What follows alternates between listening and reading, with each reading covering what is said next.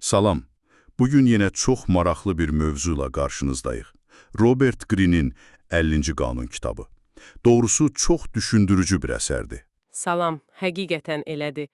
Bu kitab sadəcə bir rapçinin hekayəsi deyil, həm də, necə deyim, universal həyat prinsipləri haqqındadır. Bəli, bizim də bugünkü müzakirəmizdə məqsədimiz məhz budur. Kitabdan seçilmiş hissələr və bizim öz qeydlərimiz əsasında bu qorxusuzluq anlayışını biraz daha dərindən anlamağa çalışacağıq.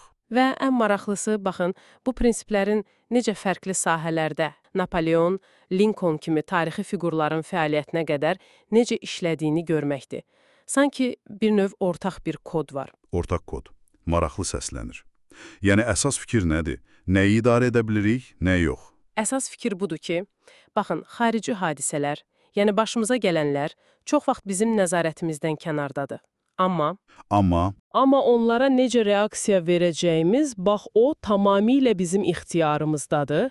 Greene'in dediyi budur ki, qorxunu anlayıb onu dəf etməklə əslində şərait üzərindəki nəzarətimizi artırırıq.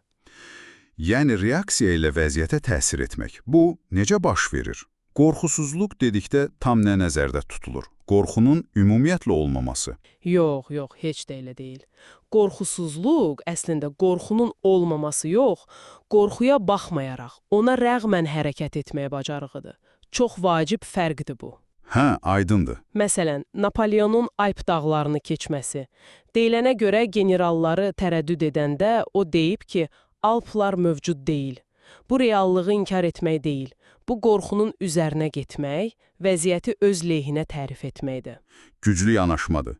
Frederick Douglass nümunəsi də var, eləmi? Köləliyin qorxu sisteminə qarşı. Bəli. Düşünün, o dövrdə köləlik təkcə fiziki məhdudiyyət deyildi, həm də dərin bir psixoloji qorxu sistemi idi. Douglass buna meydan oxudu. Və ya Franklin Roosevelt iflic olduqdan sonra belə siyasi karyerasını davam etdirdi.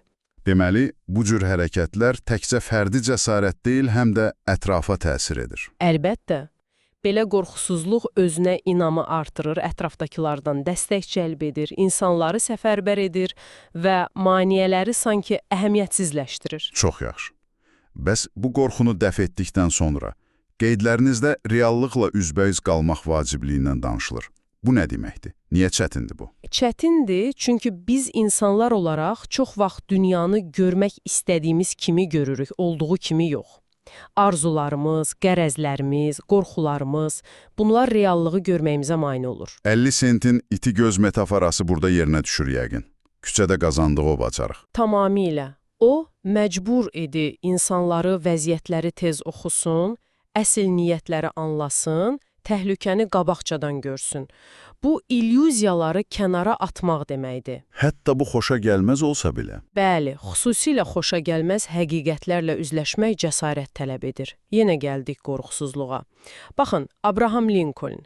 Vətəndaş müharibəsi zamanı çoxları ideoloji səbəblərdən müəyyən generalları dəstəkləyərkən, Lincoln daha praqmatik idi. O, kiminlə şəxsi münasibətinin yaxşı olub-olmamasından, kimin siyasi baxışlarından çox, kimin döyüş meydanında nəticə verdiyinə baxırdı. General Grant kimi, bəlkə də çox cilalanmamış, amma effektiv birini seçməsi buna nümunədir. Reallığı olduğu kimi qəbul etməyin gücü budur. Deməli, reallığı qəbul etdik, sonra nə olur? Mənbələrdə deyilir ki, çətinlikləri fürsətə çevirmək lazımdır. Bu necə mümkündür? 50 Cent'in hekayəsi buna bir nümunədir yəqin ki. Hə, əla nümunədir. Amma bu sadəcə bəxt deyil. Baxın, 50 Cent küçədə öyrəndiyi o sağ qalma, uyğunlaşma instinktlərini götürüb musiqi dünyasına, sonra biznesə tətbiq etdi. O, uğursuzluqdan qorxmur. Yəni, müxtəlif sahələrdə sınayır özünü. İçki, kitab, texnologiya. Bəli, çünki bilir ki, hər cəhd, hətta uğursuz olsa belə bir dərsdir. Bu, Machiavelli'nin də toxunduğu bir məqamdır. Liderin nüfuzu maneələri dəf etdikcə artır. Sanki düşmənlər ona yuxarı qalxmaq üçün nərdivan verir. Maraqlıdır bu nərdivan fikri. Başqa tarixi nümunələr var. Məsələn, George Washington və ya Mao Zedong. Var əlbəttə. Washington İnqilab müharibəsi zamanı Amerikan ordusunun zəifliyini, yəni nizami döyüşdə Britaniya ilə bacara bilməyəcəyini anlayıb, bunu partizan taktikaları ilə üstünlüyə çevirdi. Çeviklik, gözlənilməzlik. Mao Tse-Tung da oxşar bir şey edib deyəsən. Xaosu idarə etmək. Bəli. Mao'nun partizan müharibəsi taktikaları axıcı, gözlənilməz idi. O, daha güclü, amma statik, ləng tərpənən düşmənlərinə qarşı məhz bu xaosu, bu hərəkətliyi istifadə edərək qalib gəldi. Şəraitə boyun əymək yox, şəraiti dəyişmək. Hətta hazır olmadan hərəkətə keçmək prinsipi də var. Sezarın Rubikonu keçməsi kimi. Bu riskli deyilmi? Riskli ola bilər, amma kitab deyir ki, bəzən məhz bu zərurət, bu təzyiq ən yaxşı ixtiraları, ən böyük enerjini ortaya çıxarır.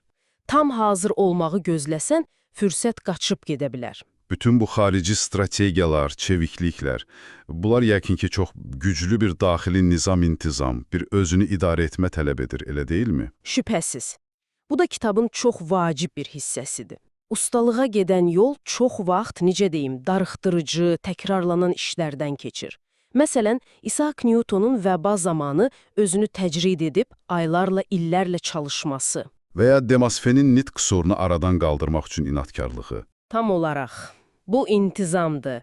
Eyni zamanda öz dəyərini bilmək də çox vacibdir. Xüsusilə kənardan tənqidlər, mühakimələr gələndə, Frederick Douglass kimi, Richard Wright kimi yazıçılar kimi başqalarının sənin kim olduğunu təyin etməsinə imkan verməmək, öz daxili inamını qorumaq. Bu bir növ xarici təzyiqlərə qarşı daxili bir qalxan kimidir. Bəs nüfuz məsələsi. Kitabda deyilir ki, əsl nüfuz vəzifədən gəlmir. Düzdür. Əsl nüfuz müəlliflikdən gəlir. Yəni, nəysə yeni bir şey yaratmaqdan, qaydaları dəyişməkdən, nəticə əldə etməkdən. Scipio Africanus kimi Roma qaydalarına züd gedərək Hannibal üzərində qələbə qazananlar kimi. Onlar mövqelərindən çox etdikləri ilə nüfuz qazanırlar. Və son olaraq, bəzən yox demək, uzaqlaşmaq cəsarəti, bu da gücün bir formasıdır. Həqiqətən də öz əsas dəyərlərinə, prinsiplərinə zidd olan bir vəziyyətdən, bir razılaşmadan imtina etməyə hazır olmaq. 50 sentin bəzi böyük şirkətlərlə sövdələşmələrdən öz şərtləri ilə imtina etməsi kimi, bu, öz yolunla getmək üçün lazım olan cəsarətdir. Deməli, yekunlaşdırsaq, 50-ci qanun bizə deyir ki, həqiqi güc əslində içimizdə başlayır. Qorxunu ram etməklə. Sonra reallığı olduğu kimi bütün çılpaqlığı ilə görmək lazımdır. Bəli, və nəhayət, bu reallığa uyğunlaşmaq, hətta onu öz xeyrinə çevirmək üçün çevik strategiyalar qurmaq. Bu, sadəcə çətinliklərdən sağ çıxmaq deyil, həm də inkişaf etmək, təsir göstərmək üçün bir fəlsəfədir. Çox maraqlı və əhatəli bir təhlil oldu. Çox sağ olun. Elə isə, əziz dinləyicilər, sizin üçün də bir düşünmə tapşırığı. Hazırda hansısa bir sahədə müəyyən bir qorxu sizi irəli getməkdən saxlayır. Bəlkə kiçik bir şeydir, bəlkə böyük. Və bugün özünüzü tam hazır hiss etməsəniz belə, o qorxuyla üzləşmək və bu müzakirədən öyrəndiyimiz bir prinsipi, məsələn, reallığı qəbul etmək ya da kiçik bir addım atmaq, tətbiq etmək üçün nə edə bilərsiniz? Ən kiçik addım belə önəmlidir. Ümid edirik ki, bugünkü söhbətimiz sizin üçün faydalı oldu. Əgər bəyəndinizsə, kanalımıza abunə olmağı və bu bölümü bəyənməyi unutmayın. Növbəti dərin təhlillərimizdə görüşənədək sağ olun. Sağ olun.